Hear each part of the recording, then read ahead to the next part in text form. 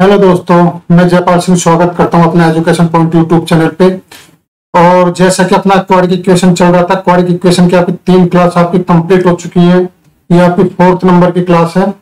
और इससे पहले मैं आपको बता देता हूँ कि जो क्वाड्रेटिक इक्वेशन है ये आपके जैसे एसएससी, बैंकिंग और अदर एग्जाम में बहुत ज्यादा इंपॉर्टेंट है। और फिलहाल जो राजस्थान एलडीसी की जो वैकेंसी आ रही है, 14,000 प्लस वैकेंसी जो आ रही है, उसमें मैथ के आएंगे आपको 50 क्वेश्चन।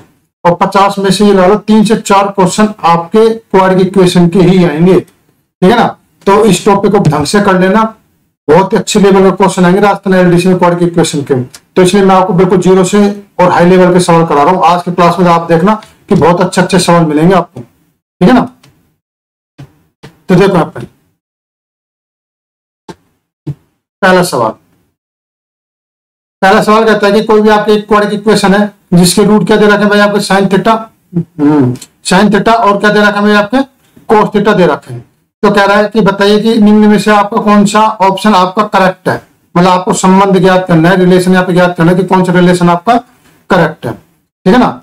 मूल क्या दे रखा है, साइन थीटा और कोस थीटा। तो देखो यहाँ पे मूलों को योग मतलब सम ऑफ रूट कितना होता है भाई आपका, sine theta plus cos theta, इनका सम ऑफ रूट लेंगे कितना होगा भाई आपका माइनस का बी अपॉन ए। अब तो रट गया होगा आपको ये। और साइन थीटा और कोस थीटा इनका गुणनफल कितना होता है भाई आपका सी अपॉन ए। ये बात आ गई समझ में, ठीक है। अब देखो यहाँ पे, अब क्या करो आप, sine theta plus cos theta है ना, इसका क्या कर दो आप, स्क्वायर कर दो। तो मुझे बताइए माइनस बी अपॉन ए का भी क्या हो जाएगा भाई आपका स्क्वायर हो जाएगा, ठीक है। तो साइन स्क्वायर थीटा प्लस का कोस स्क्वायर थीटा प्लस का 2 साइन कोस थीटा बराबर कितना आ गया भाई आपका बी स्क्वायर अपॉन ए स्क्वायर, ठीक है ना। ये आ गया। अब मुझे ये बताइए कि साइन स्क्वायर थीटा और कोस स्क्वायर थीटा ये क्या होता है भाई आपका 1 होता है। आई बात सुन, ठीक है ना। प्लस 2 साइन थीटा और कोस थीटा ये कितना भाई आपका सी अपॉन ए, ठीक है ना। तो सी अपॉन ए बराबर कितना आ जाएगा आपका बी स्क्वायर अपॉन ए स्क्वायर। ये बात है कि समझ। अब इसको सोल्व करते हैं। तो देखो यहाँ पे मुझे बताइए, देखो यहाँ पे ए स्क्वायर से ये कट जाएगा और यहाँ पे अपना ए आ जाएगा, ठीक है ना। तो मैं डायरेक्ट ही सोल्व कर रहा हूँ, कोई दिक्कत नहीं है, ठीक है ना इसमें। तो देखो यहाँ पे क्या आ जाएगा भाई आपका ए प्लस 2c बराबर बी स्क्वायर अपॉन ए, ये आ जाएगा। तो क्रॉस मल्टीप्लाई करो कितना आ जाएगा भाई आपका ए स्क्वायर प्लस का 2ac बराबर कितना आ जाएगा बी स्क्वायर। तो सब जगह देखो यहाँ पर राइट हैंड साइड में सब जगह 0 0 है। तो इसका मतलब क्या है कि मुझे सारी टर्म्स मुझे एक तरफ ले जानी पड़ेंगी। तो एक तरफ ले जाओ ए स्क्वायर, बी स्क्वायर की तरफ ले जाएंगे तो माइनस का बी स्क्वायर प्लस का 2ac बराबर कितना आ जाएगा 0। कितना आ जाएगा भाई आपका 0। आई बात सुन, ठीक है ना। तो अब देखो कौन सा रिलेशन बैठ रहा है भाई, मुझे यहाँ पे सी ऑप्शन लग रहा है। A square minus B square plus 2ac बराबर 0, A square minus B square 2 plus 2ac बराबर 0। तो आपको बस ये रिलेशन आप फाइंड आउट करना था, साइन थीटा कोस थीटा आपको जो रूट दिए थे उससे। तो मेरा क्वेश्चन समझ में आ गया। चलिए नेक्स्ट क्वेश्चन देखो यहाँ पे, A and B are the root of an equation. मतलब एक क्वाड्रेटिक इक्वेशन है, इसके रूट क्या दे रखे हैं, ए और बी दे रखे हैं। रूट क्या दे रखे हैं इसके, ए और B. Then which of the following will have root A cube and B cube. मतलब अब मुझे अच्छा यहाँ पे ऑप्शन नहीं देता, अब मुझे यहाँ पे ऐसी एक इक्वेशन फाइंड आउट करनी है। मुझे एक ऐसी इक्वेशन का पता लगाना है जिसके रूट क्या दे रखे हैं भाई आपके ए क्यूब एंड बी क्यूब, ठीक है ना।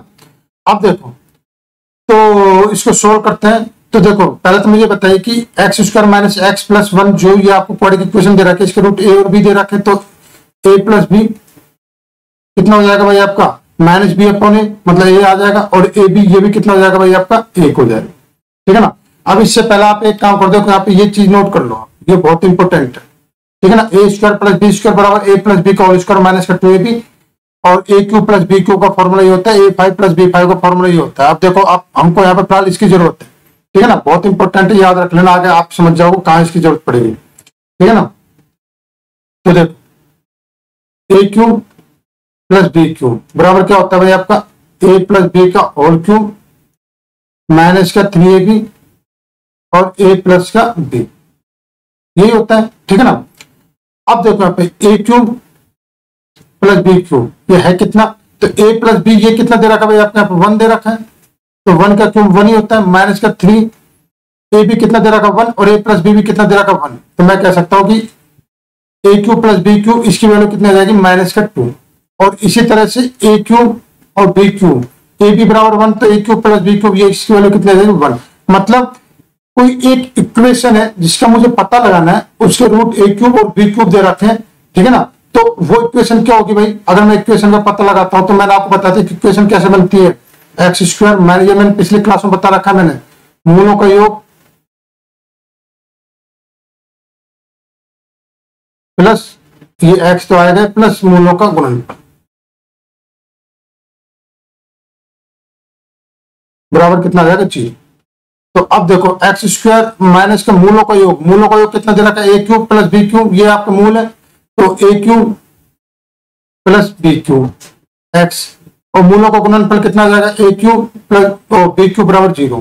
तो अब मुझे ये बताइए एक्स स्क्वायर माइनस का ए क्यूब प्लस बी क्यूब कितना भाई आपका माइनस का 2 है, और माइनस का 2 बाहर आएगा तो प्लस हो जाएगा 2x, और ए क्यूब प्लस ए क्यूब बी क्यूब कितना 1 बराबर 0।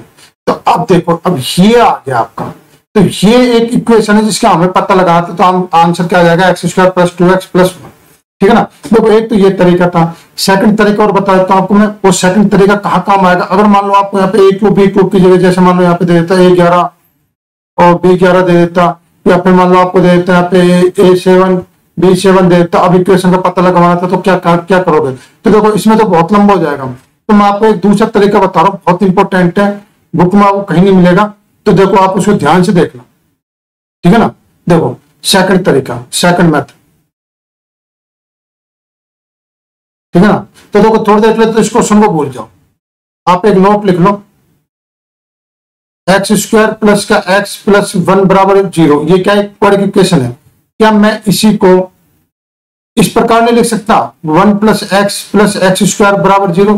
देखो बात तो वही है, दोनों को मैंने अलग अलग तरीके से लिख दिया, लेकिन है तो दोनों का मतलब ये भी आपकी क्वाड्रेटिक इक्वेशन और ये भी आपकी क्वाड्रेटिक इक्वेशन है, ठीक है ना। अब देखो अब मुझे ये बताओ कि ये जीपी में नहीं बन रही है, 1 एक में एक्स का गुना करूंगा तो एक्स आ गया, फिर एक्स में एक्स का गुना करूंगा तो एक्स स्क्वायर आ गया, क्या ये कहीं ना कहीं जीपी में नहीं बन रहा। बिल्कुल बन रहा है जीपी में, और जीपी में बन रहा है तो आर कितना आ जाएगा भाई आपके यहाँ पे एक्स आ जाएगा, ठीक है ना, क्योंकि एक्स से तो मल्टीप्लाई होके तो आपका सीरीज बन रही है यहाँ पे। तो अब मुझे बताइए कि इस जीपी में नेक्स्ट पद क्या आएगा, नेक्स्ट टर्म या अगला पद क्या आएगा। तो भाई एक्स स्क्वायर है तो एक्स स्क्वायर में अगला पद मतलब इस आर से गुना करो तो एक्स स्क्वायर गुना में एक्स कितना आ जाएगा भाई आपका एक्स क्यूब आ जाएगा, कितना आ जाएगा भैया एक्स क्यूब, और ये किसके बराबर होता है 1 के बराबर, ठीक है ना। उम्मीद है समझ में आया। इसी प्रकार मैं अभी और क्लियर कर दूंगा, मुझे पता भी आपको कुछ समझ में नहीं आ रहा, लेकिन मैं पूरा का पूरा क्लियर कर दूंगा, टेंशन मत करो। इसी प्रकार x cube plus x square plus x plus 1 बराबर कितना आपका 0। तो क्या मैं इसको इसी फॉर्मेट में नहीं लिख सकता 1 plus x square plus x cube बराबर 0, बात तो वही है। अब देखो मुझे बताइए कि ये भी जीपी में नहीं है, और जीपी में यहाँ पर आर बराबर कितना आ रहा है एक्स आ रहा है, आर बराबर कितना आ रहा है एक्स आ रहा है। तो भाई मुझे बता दीजिए यहाँ पे नेक्स्ट टर्म या अगला पद क्या होगा। तो अगला पद देखो एक्स क्यूब है ना, एक्स क्यूब है ना, इसमें आर से गुणा करिए, मतलब एक्स क्यूब गुणा में एक्स, तो कितना आ जाएगा x4 बराबर कितना आ जाएगा 1। आई बात समझ में, ठीक है ना। तो ये बात ध्यान रखना। अब देखो इसको अब इस सवाल में कैसे अप्लाई करते हैं, अब बताता हूं आपको मैं असली चीज। देखो यहाँ पे सवाल क्या दे रखा है एक्स स्क्वायर माइनस का एक्स प्लस 1 बराबर 0। तो मुझे बताइए क्या मैं इसको ऐसे नहीं लिख सकता, ठीक है ना। और ये भी क्या है भाई आपके यहाँ पे जीपी में, ये भी क्या है भाई आपके यहाँ पे जीपी में, इसमें ये जीपी में, बस फर्क क्या है यहाँ पर आर क्या आपका माइनस का एक्स है, आर क्या आपका माइनस का एक्स है। देखो एक्स में माइनस एक्स गुना करेंगे तो माइनस एक्स में एक्स माइनस एक्स गुना करेंगे तो प्लस का एक्स स्क्वायर। तो मुझे बता दीजिए यहाँ पे नेक्स्ट टर्म क्या आएगी। तो नेक्स्ट टर्म क्या आएगी भाई अपनी यहाँ पे, तो एक्स स्क्वायर गुना में आर, तो एक्स स्क्वायर और गुना में क्या भाई आपका आर क्या माइनस का एक्स, तो क्या आ जाएगा भाई आपका एक्स क्यूब बराबर, अब क्या माइनस है तो माइनस का 1। तो ये आई बात समझ। अब देखो अगर एक्स क्यूब किसी समीकरण में वेरिएबल राशि अगर एक्स क्यूब है तो उसके जो मूल अगर ए और बी की फॉर्म में दे रखा है, तो मुझे बताइए ए क्यूब और बी क्यूब, तो एक्स क्यूब बराबर -1 है तो ए क्यूब और माइनस और बी क्यूब ये भी क्या हो जाएगा -1 हो जाएंगे, ठीक है ना। जो मैंने आपको बताया था कि जो रूट होते हैं, जो मूल होते हैं, उनकी जो वैल्यू होती है ना, क्वाड्रेटिक इक्वेशन पूरी पूरी सेटिस्फाई करती है, इक्वल टू 0 ला देती है, ठीक है ना। तो ए क्यूब बराबर -1, बी क्यूब बराबर -1, चूंकि एक्स क्यूब बराबर -1 है, ठीक है ना। क्योंकि एक्स क्यूब ये माना कि किसी समीकरण की वेरिएबल राशि है जिसकी मूल क्या है आपके x A cube B cube में, ठीक है ना। तो अब देखना फ्रेंड्स, तो ये आ गया। अब आपको इक्वेशन फाइंड आउट करनी थी जिसके मूल ए क्यूब और बी क्यूब दे रखे हैं। तो इक्वेशन आपको पता है क्या होता है, sum of root X plus product या मल्टीप्लाई ऑफ रूट बराबर कितना दे रखा है भाई आपने यहाँ पे 0। तो अब देखना पे एक्स स्क्वायर लेंगे ना पे,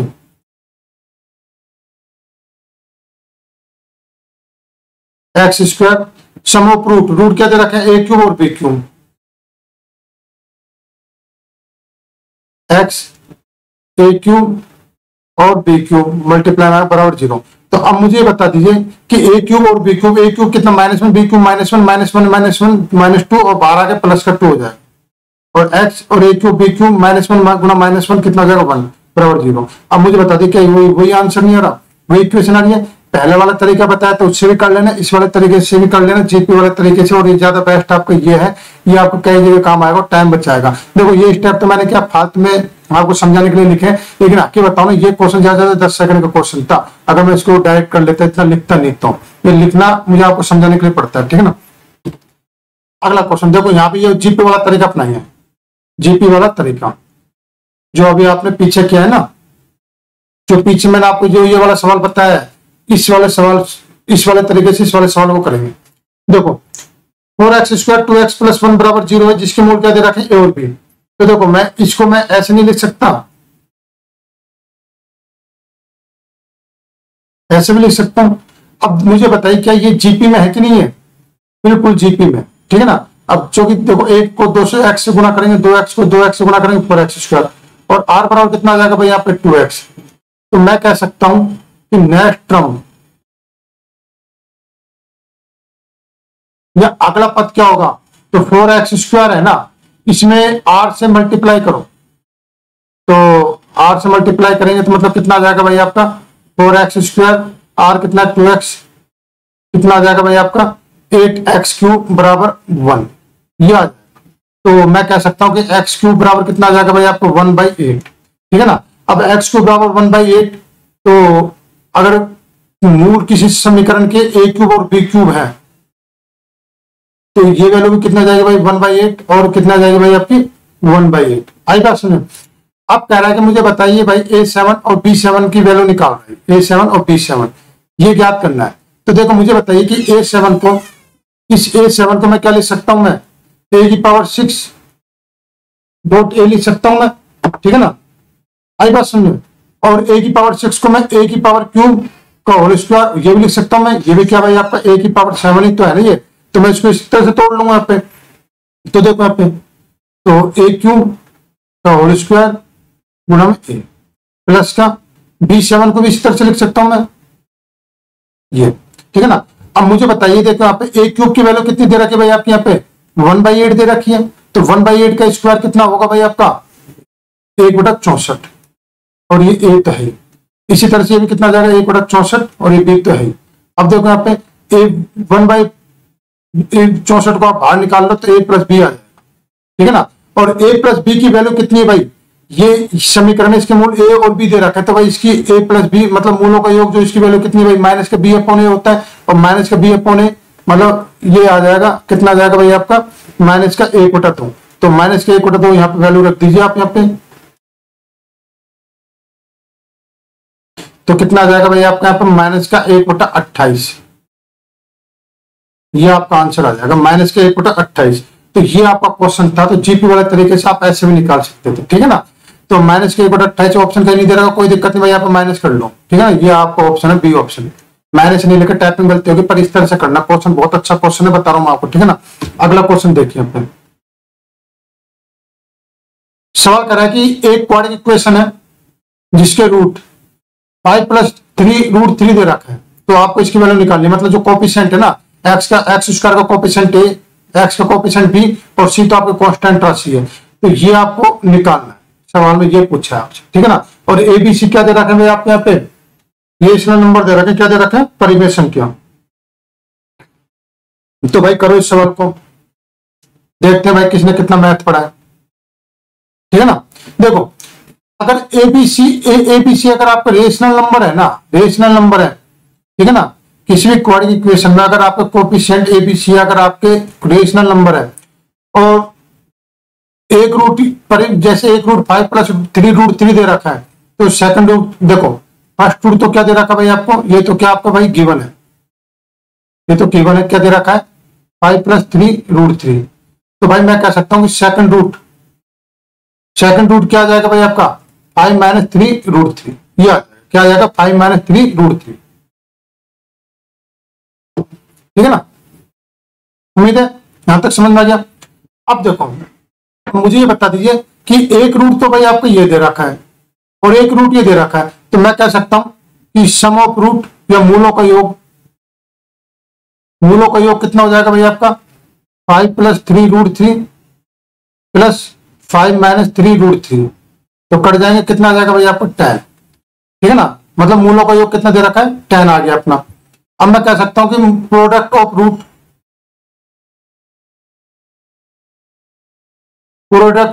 मतलब इन दोनों मूलों को गुणन करूंगा मैं, तो कितना आ जाएगा भाई आपका a + b और a - b का फॉर्मूला लग जाएगा यहाँ पे, तो 5 का स्क्वायर 25 और इसका स्क्वायर 9 या 27, तो कितना आ जाएगा भाई आपको यहाँ पे 5 का स्क्वायर 25 माइनस का 3 का स्क्वायर 9 और 3, तो कितना आना चाहिए -2 आना चाहिए, कितना आएगा भाई आपके यहाँ पर -2 आएगा, ठीक है ना।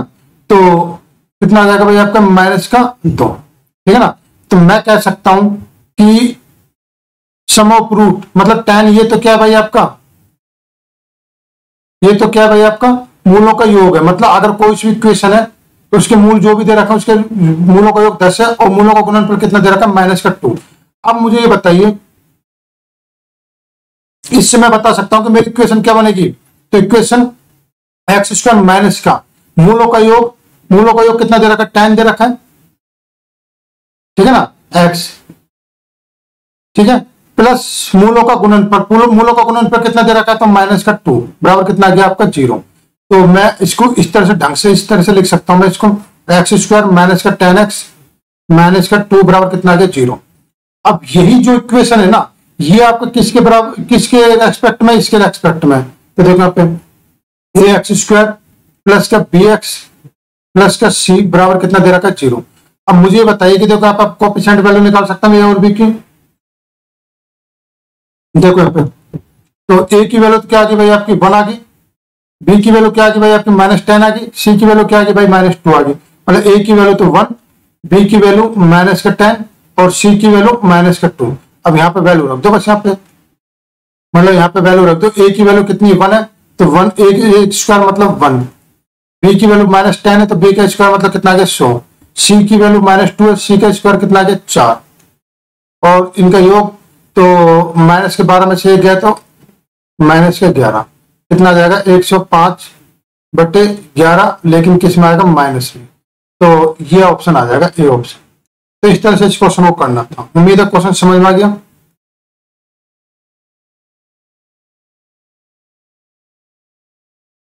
देखो ये सवाल दे रखा है, वह प्रतिबंध क्या है कि समीकरण ax² + bx + c = 0 के दोनों मूल क्या है भाई आपके धनात्मक है, दोनों मूल क्या आपके धनात्मक है। कहने का मतलब ये है कि ax² + bx + c अगर इसके मूल माना कि कितने आपके अल्फा और बीटा है, तो सवाल ये कह रहा है कि जो अल्फा प्लस बीटा ये भी क्या आना चाहिए पॉजिटिव आना चाहिए, और अल्फा और बीटा मतलब मूलों का गुणनफल ये भी क्या आना चाहिए पॉजिटिव आना चाहिए, क्योंकि दोनों मूल क्या दे रखा है अल्फा और बीटा, दोनों क्या दे रखा है भाई आपके पॉजिटिव पॉजिटिव दे रखे हैं, तो पॉजिटिव पॉजिटिव का सम भी पॉजिटिव होता है, पॉजिटिव पॉजिटिव का गुणनफल भी क्या होता है आपका पॉजिटिव होता है। तो देखो अब मुझे ये बताइए कि अल्फा प्लस बीटा क्या होता है भाई आपका -b/a होता है। अब देखो यहाँ पे -b/a होता है, लेकिन यहाँ पर तो दोनों का मूलों का योग कितना आ रहा है यहाँ पे नेगेटिव आ रहा है, लेकिन नेगेटिव नहीं आना चाहिए, नेगेटिव नहीं आना चाहिए, क्या आना चाहिए भाई पॉजिटिव आना चाहिए, क्या आना चाहिए पॉजिटिव आना चाहिए।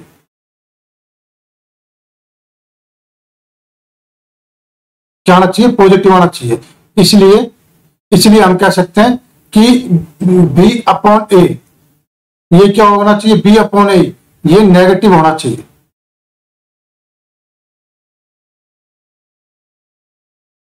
ठीक है ना, नेगेटिव होना चाहिए, जब तो हम कह सकते हैं कि पॉजिटिव आ जाएगा। देखो कैसे आ जाएगा, अल्फा प्लस बीटा मतलब दोनों मूलों का योग माइनस, अगर बी अपॉन ए मैं कहता हूं कि नेगेटिव होना चाहिए, तो देखो बी अपॉन ए, देखो बताओ पॉजिटिव आया कि नहीं आया, आ गया ना पॉजिटिव। ठीक है, अब करते हैं आगे, सवाल बहुत अच्छा सवाल है भाई ये, ठीक है ना। अब देखो आप आगे करते हैं इसको।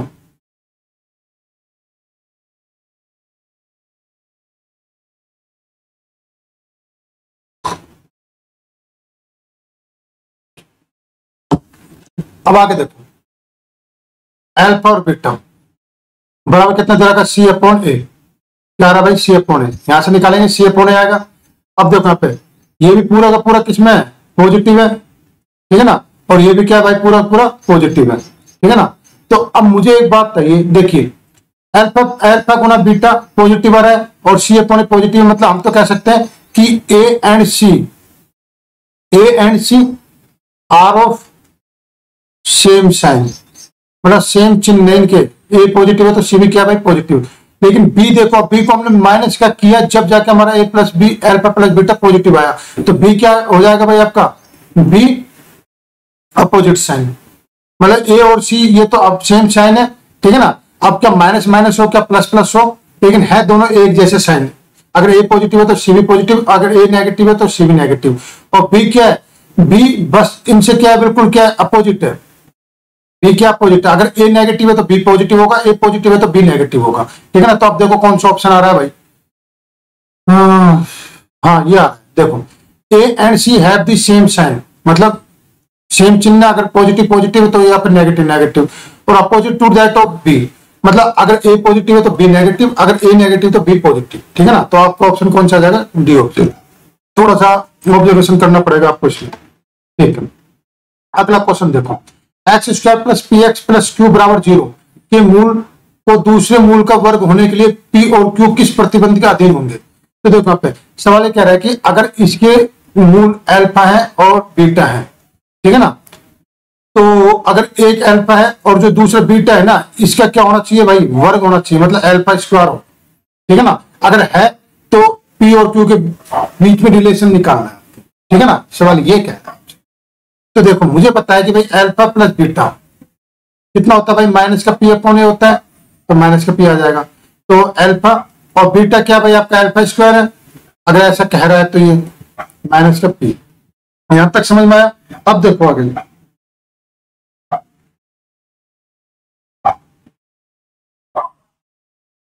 और बाकी का देखो अल्फा बीटा मतलब मूलों का गुणनफल क्या होगा भाई आपका, क्यू अपॉन ए, तो क्यू होता है। तो बीटा क्या भाई आपका अल्फा स्क्वायर है, तो मैं कह सकता हूं यहाँ पे अल्फा क्यू बराबर कितना आ गया भाई आपका, क्यू आर। यहां तक समझ में आ गया, कोई दिक्कत, ठीक है। अब मैं इसी से बता सकता हूं कि अल्फा बराबर कितना आ जाएगा, क्यू की पावर 1/3, ऐसे लिख सकते हैं इसको, ठीक है ना। तो लिख के देखो यहाँ पे, तो यहाँ पे लिखता हूं मैं क्यू की पावर 1/3 प्लस क्यू की पावर 2/3 बराबर कितना आ गया भाई आपका, माइनस का पी, ये आ गया। अब देखो यहाँ पे, अब इनका मैं मान लो कि क्यूब करता हूं, मैं इनका क्या करूंगा भाई, यहाँ पे मैं क्यूब करने पर, अब इनका क्यूब करता हूं मैं, तो आपको पता है कि ए प्लस बी का होल क्यूब का फॉर्मूला कितना होता है, A cube plus B cube plus का 3ab और ए प्लस बी, यही होता है, ठीक है ना। तो करो देखो यहाँ पे, तो इसका इसका क्यूब करूंगा तो क्या आ जाएगा भाई, मेरे निकल के सिर्फ क्यू आएगा, इसका क्यूब करूंगा तो क्या निकल के आएगा, क्यू स्क्वायर आएगा, ठीक है ना, प्लस का 3ab मतलब इन दोनों का गुणनफल, तो इन दोनों का गुणनफल करूंगा तो देखो आधार सेम है, पावर आपस में जुड़ जाएगी तो एक ही आ जाएगी, ये आ जाएगा। और ए प्लस बी मतलब अगर इन दोनों को ऐड करूंगा, तो इन दोनों को अगर ऐड करूंगा तो अंदर ये किसके बराबर, माइनस पी के बराबर है, माइनस का पी, ये बात आगे समझ में, बराबर में माइनस का पी का होल क्यूब क्या होगा भाई आपका, माइनस का पी क्यूब, यहां तक आगे समझ में। अब देखो यहाँ पे, तो करो भाई इसको सोल्व करते हैं।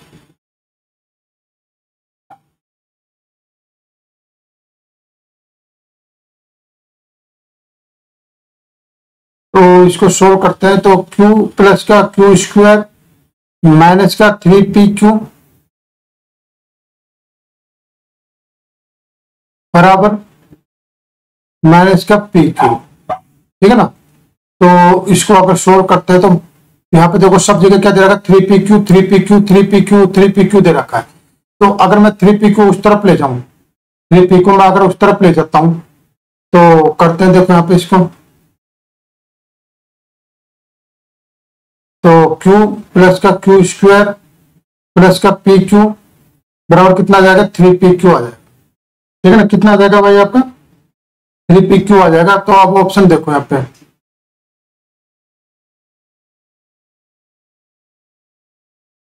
ऑप्शन ये आ रहा है सी ऑप्शन, देखो सी ऑप्शन आ रहा है।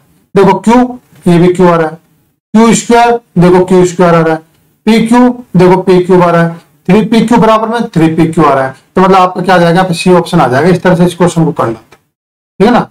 चलिए नेक्स्ट क्वेश्चन देखो, ax स्क्वायर, इससे पहले एक ये क्वेश्चन करा, देखो यहाँ पे एक विद्यार्थी एक समस्या को हल करने में प्रथम घात के गुणांक में त्रुटि करता है और मूलों के लिए -9 और -1 पाता है। दूसरा विद्यार्थी समीकरण के अचर पद में त्रुटि करता है और मूलों के लिए 8 और 2 पाता है।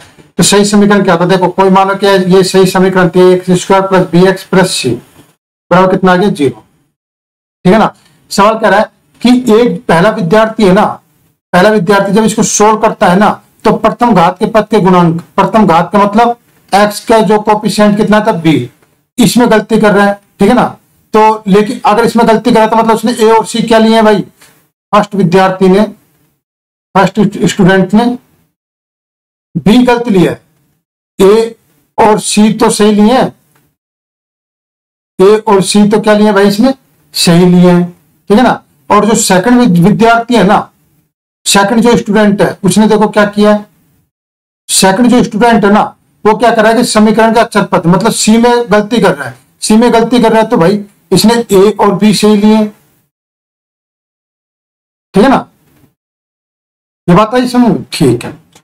अब देखो यहाँ पे ए और सी भाई किस में आते हैं, अगर मैं कहता हूं कि भाई मूलों का गुणनफल माना कि उसके जो मूल है ना, मूल क्या भाई आपके अल्फा और बीटा है, तो पहले विद्यार्थी के लिए ए और सी सही है, तो मूलों का गुणनफल क्या होता है, ए और सी में संबंधी होता है, कितना होता है भाई आपका सी अपॉन ए, और सी अपॉन ए, तो सी अपॉन ए ये होता है। और मूल कितने दे रखा है भाई यहाँ पे, अल्फा कितना दे रखा है भाई आपका -9 दे रखा है, बीटा कितना दे रखा है -1 दे रखा है।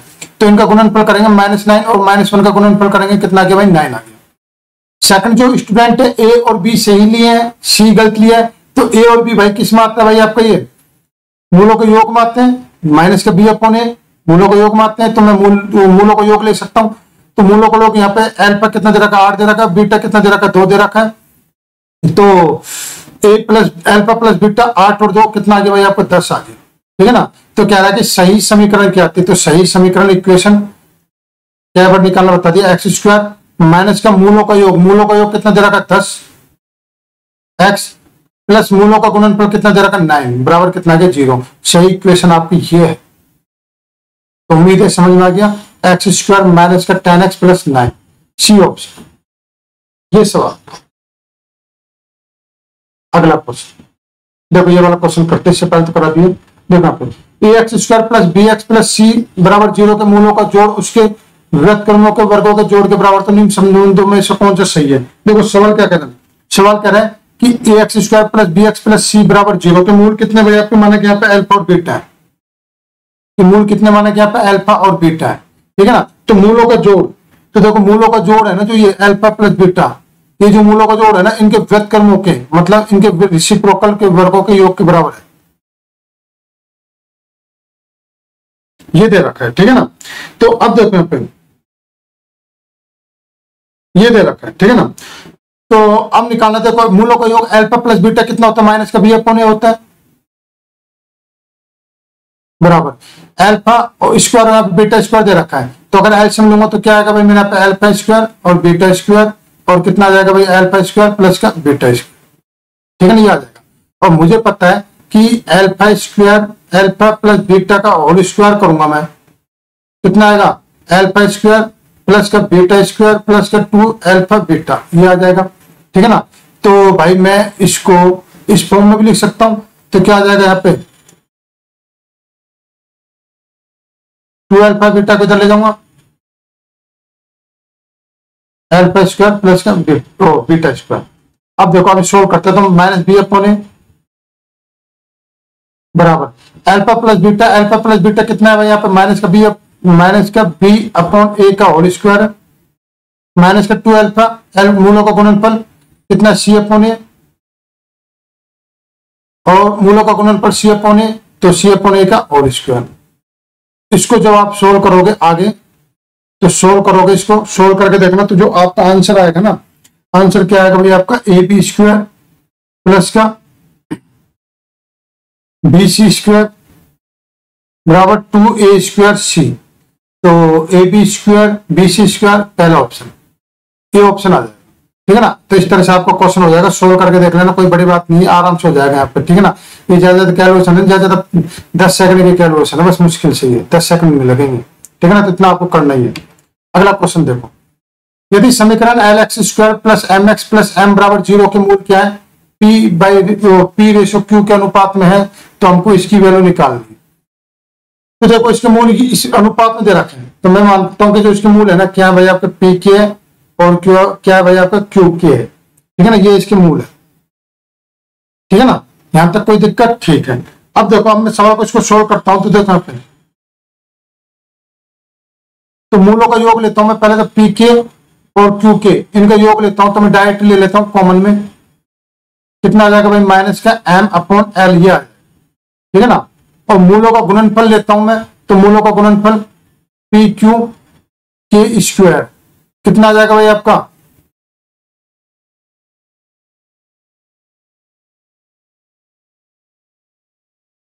ये यहाँ पे एम एक्स दे रखा है और यहाँ भी क्या दे रखा है भाई आपका एम दे रखा है, तो ये एम नहीं है, ये एन है, इसको एन कर लो, ठीक है ना।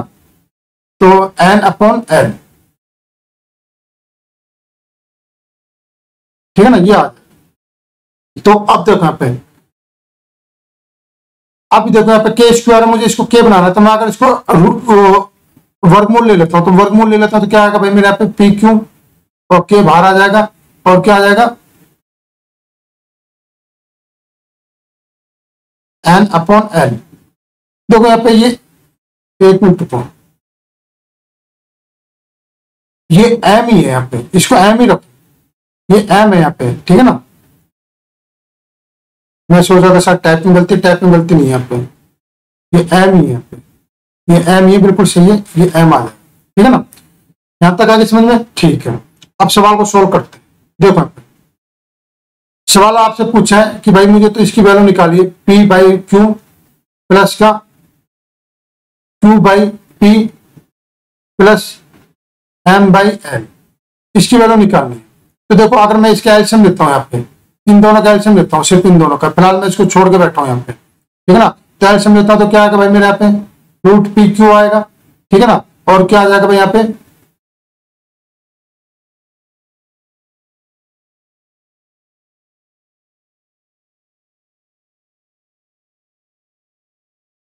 ये आ जाएगा मेरा Q plus P sorry P plus Q आएगा, कोई दिक्कत नहीं, क्यू प्लस पी कर दो, क्या पी प्लस क्यू कर दो, कोई दिक्कत नहीं।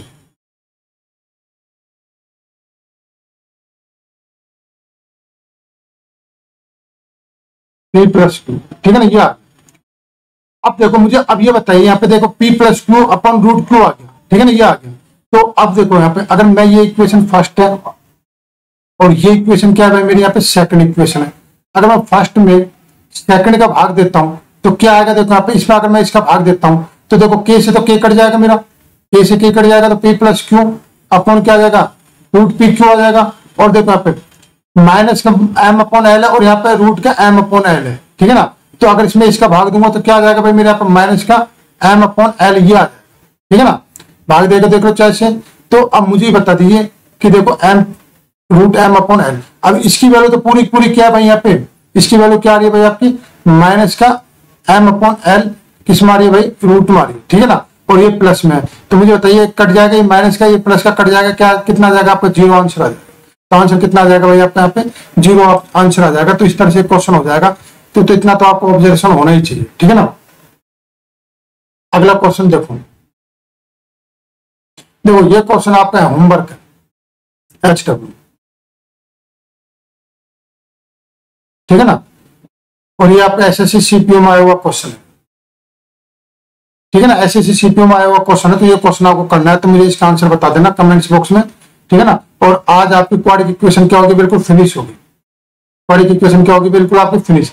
नेक्स्ट जो क्लास होगी वो होगी आपकी ज्योमेट्री की।